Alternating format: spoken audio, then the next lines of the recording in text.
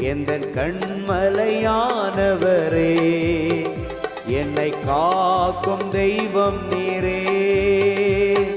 வல்லமை மாட்சிமை நிறைந்தவரே, மகிமைக்கு பாத்திரரே. வல்லமை மாட்சிமை நிறைந்தவரே, மகிமைக்கு பாத்திரரே.